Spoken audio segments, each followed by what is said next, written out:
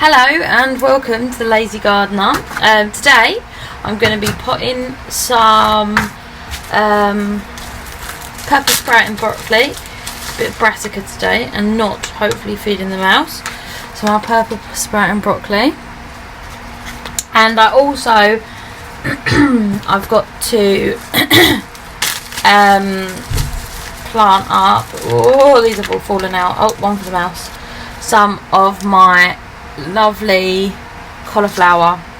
So this one's called Igloo, and it's getting to the end of its sort of sowing season, so I've got to sow it quite quickly. I've got to sow 6 of each. so I've worked out how many I need, so I'm doing about 5 per person, so that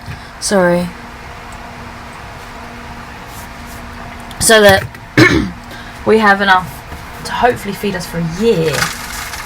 That is the idea anyway. So I'm going to start off with my broccoli. Same as always, I've got my perlite, which has its wood chip in it. Has a load of I always forget kelp in it to give the seedlings a bit of a head start. I've got perlite in there, and it's quite a nice soil that holds in the moisture, so that when it goes under the heat lamps, which you can hear in the background, it doesn't dry out too quickly. Right, now with brassicas you do want a fairly firm soil base. Now I was always told that you want to have, you don't push down your thumbs, you always push down your fingers, because your thumb is able to produce a greater force than your finger. I have a mouse in here, so I've got little bits of plastic, but I've chewed it up. Okay, so in like that, just pat it down. Right, now extra firm because it's a brassica, an extra twig. Right, so what have I got in here?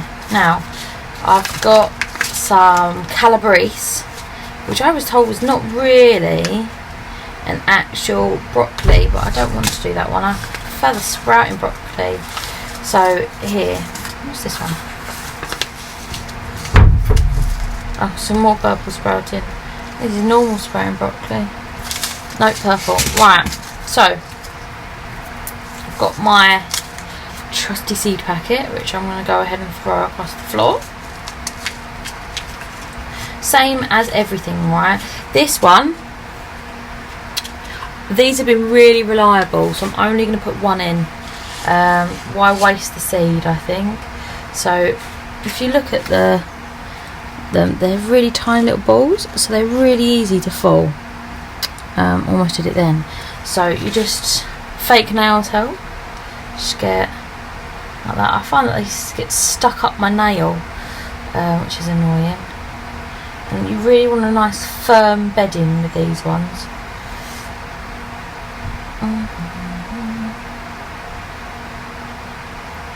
These are easier to handle than some of the smaller ones. Shouldn't really complain. There. I've got 6 in there now. And this is coming to the end of the sowing season for these. So pop them back into the packet. Whoops, daisy. With my other purple sprouting. I mean, these were 50p. What a bargain. I don't remember where I got these from. As you can see by the mankiness of the packet, these are from, I think, last year. Go in. And then these are the calabrese. Let's stick them in as well.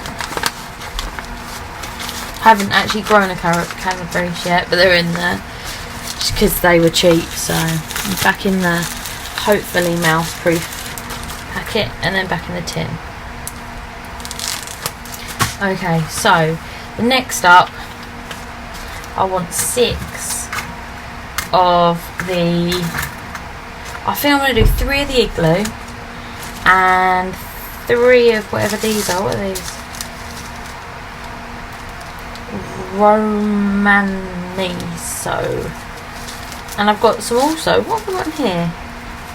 Oh, I've got Romaniso in here as well. Oh. Okay, so I'm going to do 3 of each. How many did I want? I wanted 6 to 9. You know what? I might as well just do 8. They're going to get eaten. And if I love cauliflower in cauliflower rice, cauliflower pizza,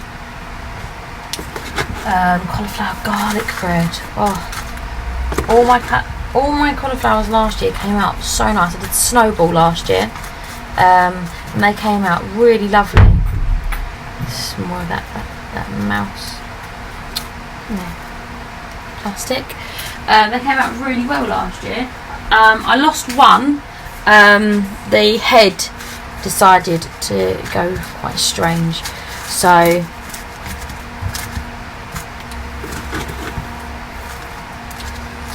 another piece of plastic. So push it down quite firm.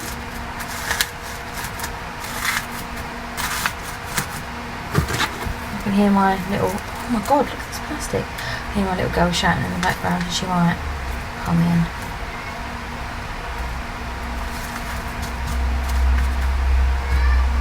Okay.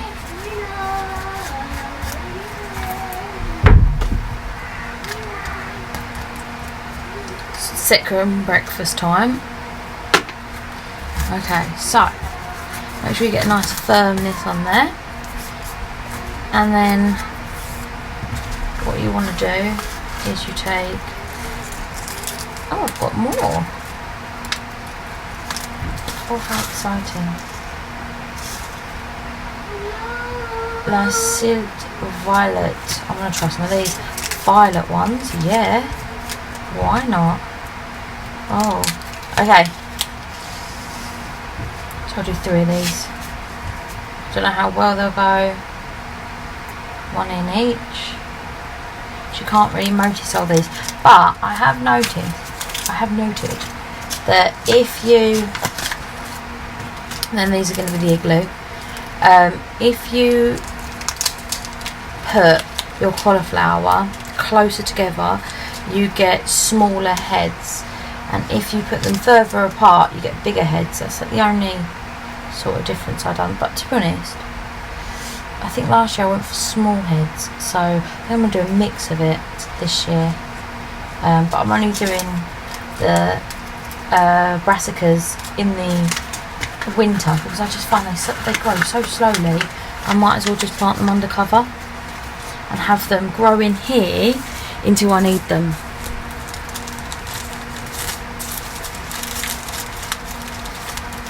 Just grab some of these. 3 of these. 1, 2, 3. Right, now do a little bit of compost. As always, get the light out.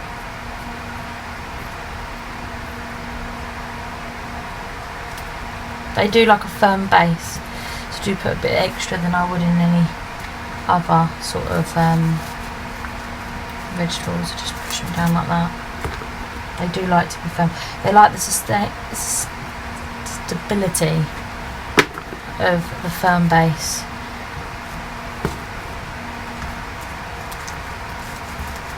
So, but make sure you get the lumps out because I don't need to be fighting against that. There. So that is the cauliflower. I'm going to write it on. I'm just going to write collie on them because I feel like it'd be nice to have a bit of a surprise what they are. Probably regret this. I can't remember which one's which anyway.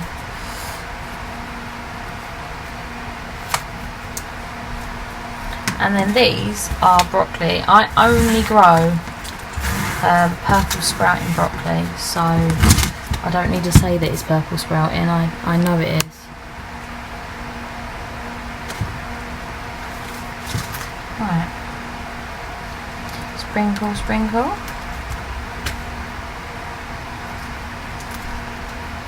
The thing I like about this purple sprouting broccoli is that it gives you a bit of a glut in the hungry gap, and because we're trying to be self-sufficient, it's really good for us, and that's why I'm planting so many. Because really you only need about 3 to 5 of these per person, but my daughter is prolific with these. She's worse than a cabbage butterfly. She'll sit underneath these and she will eat them. So she'll bite all of it up. So that and Brussels sprouts are the worst for her. So water them in well.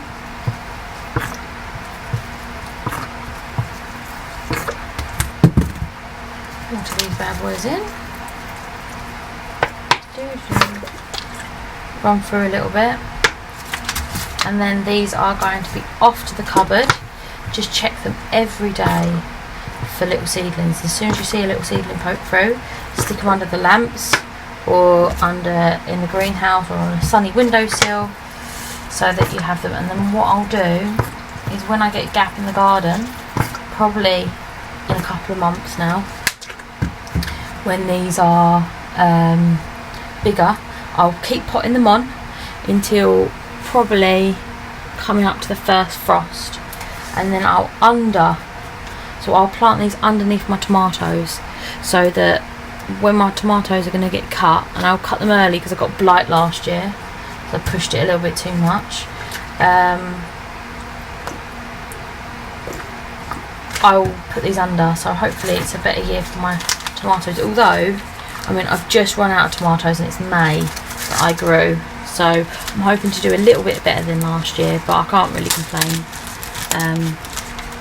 I had a lot of cauliflower too, but not quite enough broccoli, so I'm going to do a really big push in the brassicas this year, and see if we can become self-sufficient in them as well, which would be nice, wouldn't it?